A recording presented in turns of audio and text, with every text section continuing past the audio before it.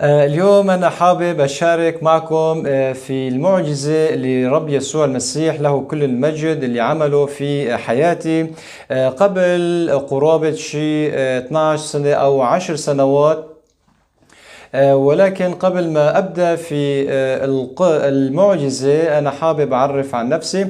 أنا اسمي آزاد كوسة، متزوج من أكراد سوريا. أنا كنت قبل مسلم، والآن أنا سلمت حياتي لربنا وإلهنا يسوع المسيح له كل المجد. آمين. ولكن قبل ما أبدأ في القصة كمان ملاحظات صغيرة. أنا سجلت كمان فيديو باللغة الكردية كمان. ممكن الكلمات اللي هلا أخوتنا هن كمان يسمع باللغة العربية ما يشوفوها باللغة الكردية، لأنه هي كلمات كتير وقصة هي طويلة. ولكن كل مرة الروح الله يستخدمني بأفكار أو بكلمات متنوعة بحسب قصة اللي سوا معي. آمين. الآن أنا يعني كنت عم بعيش بحالة جسدية ونفسية وصحية، حالة طبيعية، يعني ما كان في شيء في حياتي. وفجأة أنا حصلت على مرض في ظهري. فجأة ظهري صار فيه ورم، يعني طرف اليمين ما كان فيه شيء، وطرف اليسار صار فيه ورم، يعني صار عندي طرف نازل وطرف مرتفع أو عالي. وبغض يعني بالرغم هذا الشيء كله مش ورم، يعني أنا كنت عم بعاني من وجع، أنا كنت عم بعاني من آلام، أنا كنت عم بعاني من يعني نار في داخلي. هذا النار مكون من آلام شديدة. وهذا المرض استغرق معي حوالي شي 5 سنوات. وأنا زرت أطباء، والأطباء هم صوروا لي الأشعة، وبالأشعة بيقول ما في شيء. طيب أنا قلت لهم إذا ما في شيء ليش إنه هذا الورم؟ يعني العينين بيشوف في ورم طبيعي، عينين بيشوف في طرف نازل طرف مرتفع أو عالي. وبغض يعني بالرغم هذا الورم أنا، طيب أنا عم بوجع، طيب هذا الآلام شو بدي أساوي فيه؟ طيب شو هو العلاج؟ قالوا لي ما في علاج، يعني لأنه ما في شيء. يعني أنا حصلت على حالة من إحباط شديد، أنا حصلت على حالة حزن شديد في نفسي.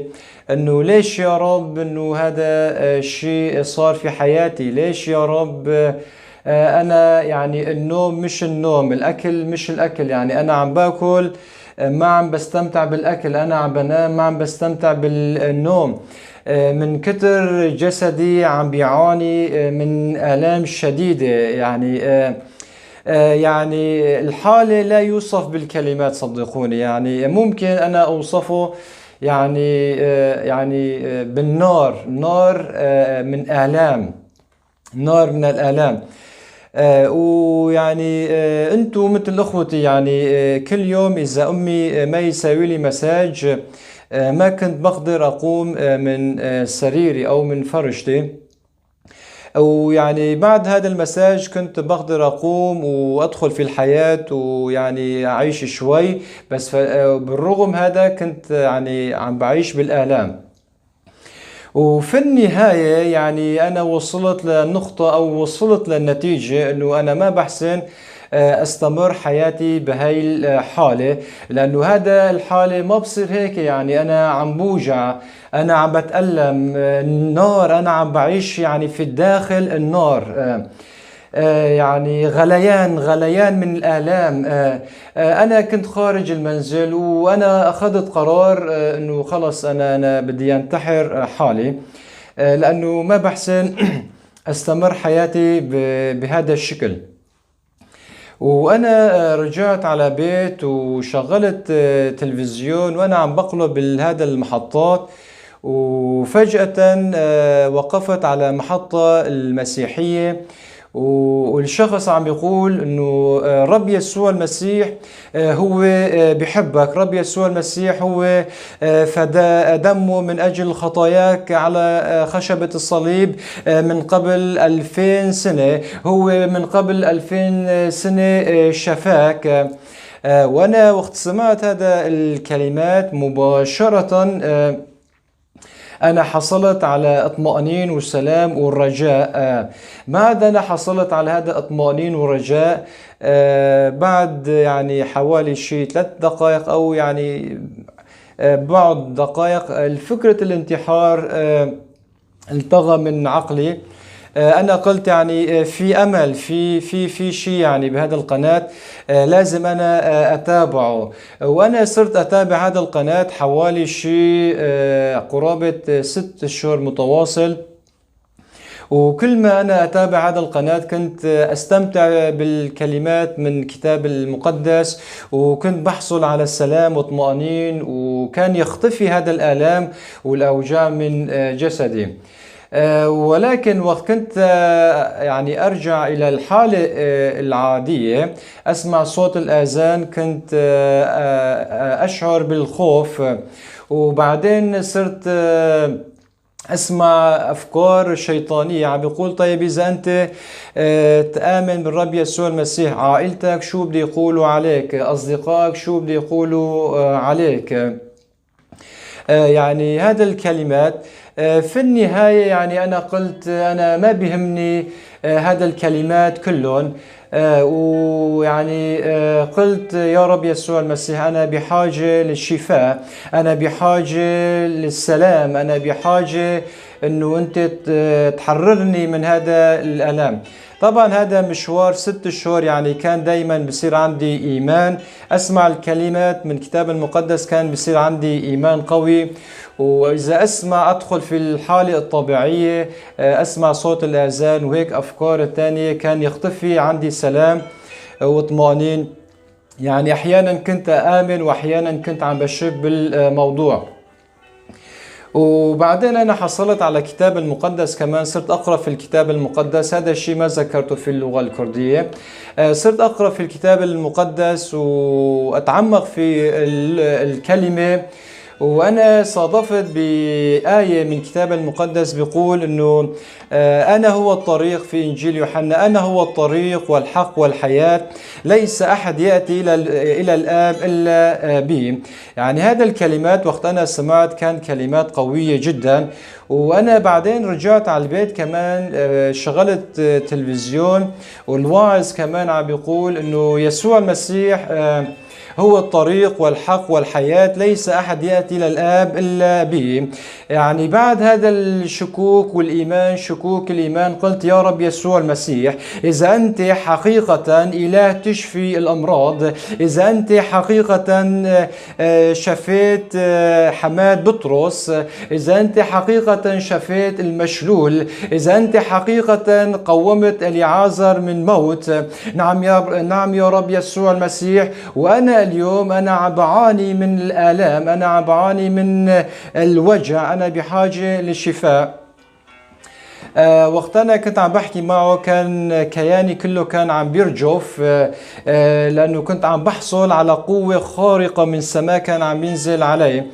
ولكن وقت أنا سمعت هاي الآية عم بيقول أنا هو الطريق والحق والحياة، هذا الكلمات بالنسبة لي كان كلمات مش يعني طبيعي. هذا كلمات ما حدا بيحسن يقوله إلا الله وحده. لأنه بحسب معرفتي بعلم النفس، أنا من طبيعتي كنت بقرأ كتب فلسفية وعلم النفس كتير. ويعني بحسب هذا الشيء انه ما في الله. وكنت بسمع من فلان عم يقول انه ما في الله، وعلان عم يقول ما في الله. ومن خلال هدول الكلمات يعني انا صار عندي اعتقاد انه ما في الله. وهذا الاعتقاد صار فيني. في النهاية يعني هذا الكلمات أنا قلت هذا الكلمات هو كلمات الله. قلت يا رب يسوع إذا أنت حقيقة هو الطريق والحق والحياة، أنا بحاجة للحياة، أنا بحاجة أشوف طريقك، أخلص من هذا المرض، أخلص من هذا الظلام، أخرج من هذا الظلام الفكري اللي أنا عم بعيش فيه. في النهاية يعني قلت خلص يا رب خلصني من هذا الشكوك، خلصني من هذا الأوجاع. ومباشرة بعد 6 أشهر جاء يد الله القديرة على ظهري وشفاني.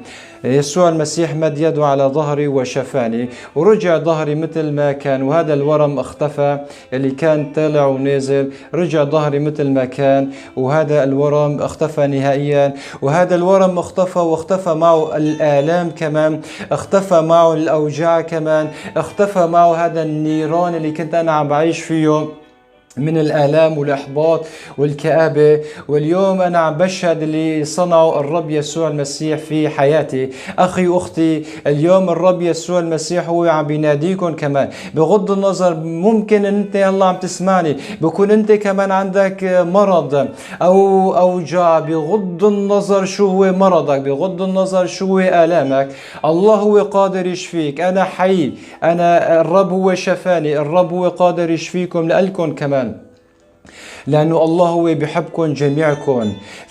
ولكن الله هو يبحث على قلوبكم، الله يبحث على توبة حقيقية، الله يبحث على قلوبكم، يدخل إلى قلوبكم ويشفيكم ويحرركم من كل أوجاعكم ويحرركم من كل آلامكم. لأنه الله يقول غير مستطاع عند الناس مستطاع عند الله. الله هو قادر أن يشفيكم. يعني أطباء قالوا لي أنه ما في حل، والبشر قالوا ما في حل، ولكن الرب يسوع المسيح هو فاجأ الجميع. قال غير مستطاع عند الناس مستطاع عند الله، وهو شفاني. نعم، أنا أدعوك اليوم أنه أنت تؤمن بالرب يسوع المسيح. إذا أنت حتى اليوم ما أخذت خلاص أو ما دعوت حتى الآن، إذا الرب يسوع المسيح ما دخل في قلبك، أنا أدعوك وأشجعك أن تفتح قلبك للرب يسوع المسيح، يدخل إلى قلبك ويحررك ويشفيك من أمراضك من أوجاعك، وينور عليك نوره الحقيقي لكي تستمتع بنوره الشافي، لكي تستمتع بروحه الشافي. إذا أنت حابب تقبل يسوع المسيح في حياتك، رجاء قول هذه الكلمات البسيطة من وراي. قول نعم يا رب يسوع المسيح، نعم يا رب، أنا أؤمن أن يسوع المسيح هو الله الذي ظهر في الجسد. قول أنا أؤمن أن يسوع المسيح هو مات وقام من بين الأموات ودفع أجرة خطيئتي، وهو شفاني من قبل 2000 سنة. هو حمل أسقامنا وحمل أمراضنا وهو شفانا. نعم، إذا أنت صليت هذه الكلمات من كل قلبك، مبروك عليك حياتك الجديدة، أنه الله هو شفاك إذا كان عندك إيمان بهذه الكلمات، لأنه هو حمل أمراضنا جميعا وشفانا. وها أنا أشهد على ربي وإلهي الذي شفاني وحررني. أنا حبيت أشارك معكم هذا الاختبار صغير، ولكن الله هو عمل في حياتي 10 معجزات، وهذا أول معجزة من 10 معجزات. لسه في 9 معجزات. ممكن في أيام القادمة إذا الرب عطانا العمر أو عطانا الحياة وبحسب توقيته هو، ممكن أشارك معكم كمان 9 معجزات اللي الرب يسوع المسيح سوى في حياتي. والرب يسوع المسيح يحفظكم بملء البركة ويبارككم. آمين.